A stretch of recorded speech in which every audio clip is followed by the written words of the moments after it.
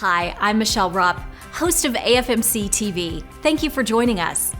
AFMC TV is a place to consider as a healthcare hub. AFMC is a healthcare nonprofit. We specialize in making our lives, businesses, and communities healthy. This space was created to share information with the community. You'll hear from healthcare experts on a broad range of topics. Medical topics like immunizations and telehealth, to lifestyle topics like strengthening a routine or keeping your family hydrated.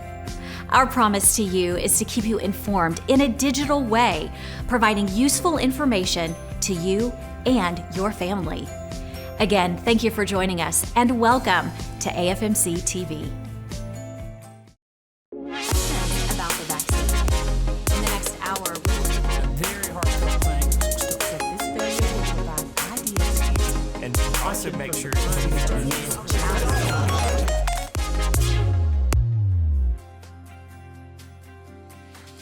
Hello and welcome into this week's edition of AFMC TV. We're so glad you joined us. Joining us today is Mr. Randy Zook. He is the president and CEO of the Arkansas State Chamber and Associated Industries.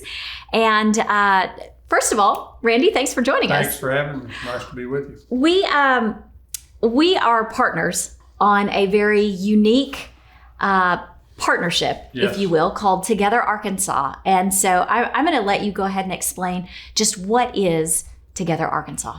Well, it's a little background. First of all, it's sort of been overshadowed by the pandemic and COVID and everything. But we, several years ago, realized that there was a terrible, just epidemic of opioid abuse and overdoses and resulting deaths and loss of time and all those bad things that go with it.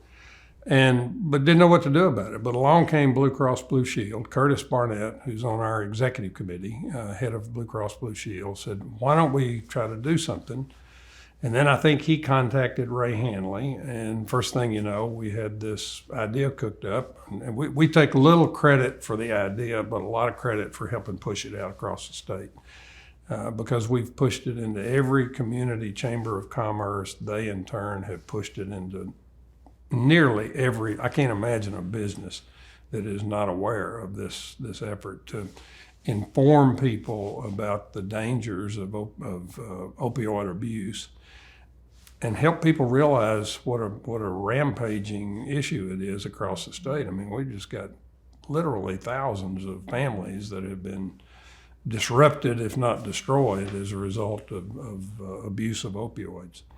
And there are resources. Yes, there are resources available on our website, first point, togetherarkansas.com, which help employers understand step by step what to do, how to deal with people, proper places to go for additional help, how to connect employees and their family members with the resources necessary to combat this thing.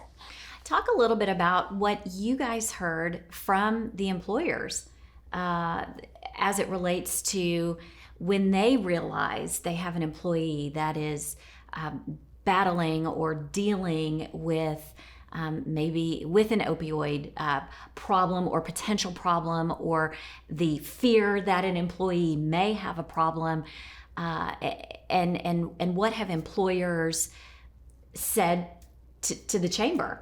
Help us. What do we do? Guide us here. Finally, and thanks. Okay. The resources are very valuable and very helpful. Employers are reluctant to intrude into employees' families. So that people, you think, well, we may have a problem, he or she may have a problem, but I don't want to meddle. I don't want to get in, it's none of my business. So Right. You kind of look the other way in some cases, probably for too long. But this helps you understand, first of all, the signals and the signs to look for, and then how to go about having a conversation. Trained HR people know how to deal with this sort of thing in many cases not. But most companies don't have a professional HR person on their staff. That's right. Most people in Arkansas work for companies where, HR is a function that's handled by somebody who's wearing 3 or 4 other hats. Mm-hmm. So it's kind of catch as catch can. This gives those people the kind of tools they need to deal constructively and effectively with the problem with their employee. Such a valuable resource, as no question. It's just, as we've said. Yeah, because the costs of all of this are just horrific. Yeah. Well, let me switch gears on you just for a moment and just talk overall about how is the state chamber doing? How are Chamber of Commerce's doing within the state? Everyone's taken a hit to some degree during the pandemic. Really good question. The short answer is we're alive and well. We're in good shape financially in our case. Most chambers have figured out how to pivot during the pandemic, and we're all on Zoom. We live on Zoom now. So that's been a big aid and a big resource for all of us. But the need for the activities of chambers are more important than ever in this kind of situation. A lot of it is sharing information, just pushing the information to them. We ran a little series called Recharge Arkansas to kind of, just bring people together, because it became awfully easy to do since presenters didn't have to leave their offices, nor did the people who were watching. So that was a big resource and a big help for us. But in general, Chamber, we just completed our AEDCE, the Arkansas Economic Developers and Chamber Executives Conference, first time in 2 years, I guess. And just had a great meeting in Jonesboro, and it was exciting to get everybody back together and to hear how people had and are dealing with the challenges. But everybody's, making our way. Good. Most people are back in the office. Good. So, things are looking up. Starting to have a few more signs of normalcy. Yeah, and we're all working on getting people vaccinated now. Sure. So that's a big effort. Okay. Fantastic. Well, listen, I know you are exceptionally busy, and so I appreciate your time for coming in and talking about Together Arkansas, and then just letting us know how well the state of the chamber is, if you will, across the state. Great. So thank you so much for coming Appreciate in. it. You bet. For today's segment of Catch Up on Your Checkup, we are talking all things cardiology. Joining us now is Dr. Andre Paschow from Arkansas Heart Hospital, who is an interventional cardiologist. Dr. Paschow, thank you so much for joining us today. Hi, Michelle. Thanks for having me. So I'm curious, because some people who see their primary care on an annual basis, by doing that, they might think, oh, my heart's good. But is that really the case? That's a complicated question. If you just look at the recommendations from the United States Preventive Task Force, you wouldn't necessarily be recommended to see a cardiologist unless you have symptoms of heart disease. Okay. Most of the tests that even a cardiologist would do in a person who does not have symptoms of heart disease are the things that can be done in a primary care setting. And those would be checking your blood pressure, checking your cholesterol levels, screening for diabetes if you have risk factors for diabetes, and using all this information along with your family history to calculate your 10-year risk for a stroke or a heart attack, using tools that are basically widely available. In people at higher risk, you may choose to get some additional testing, which we can go into later. But the main thing is going to be up to each individual to improve their chances of avoiding a stroke or a heart attack.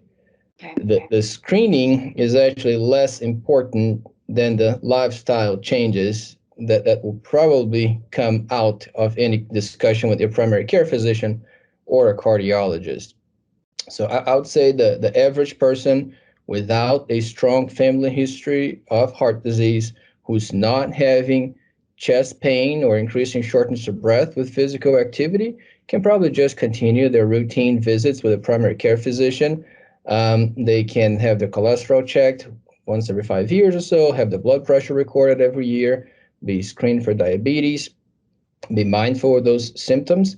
And only if they develop something that could be coming from heart disease, be referred to a cardiologist. So it sounds like having this baseline reading might be the best way to start off either a relationship with a cardiologist or just getting an idea of kind of how things stand. You know what you're working with.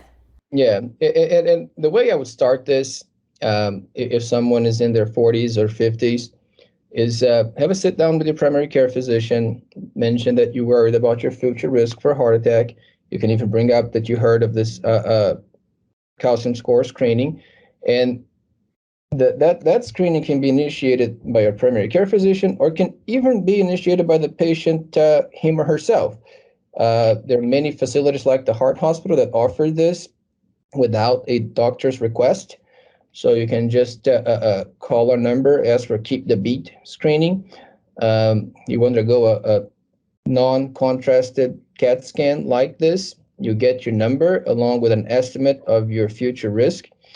And then, if your score is 0, you probably don't need to do anything else other than have a healthy lifestyle. If your number is particularly high, you should see a cardiologist at that point, because then you're someone who would likely benefit from more aggressive upfront treatment. What a great way to not have a surprise heart attack in the middle of the night, or a great way to minimize perhaps having a surprise heart attack in the middle of the night, because nobody wants that. Nobody wants that. And just another thing, another sort of way of thinking that I see in the office sometimes is, I can live my life however I want as long as I catch a blockage early. You can't do that. That doesn't work. The blockages that cause heart attacks often give you no warning. A stent in a stable blockage will not prevent a heart attack. Really, the only way of minimizing your chances of a stroke or heart attack are hard work on our own part.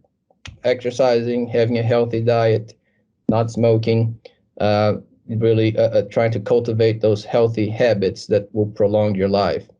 You can't rely on modern medicine's ability to keep you from having a heart attack.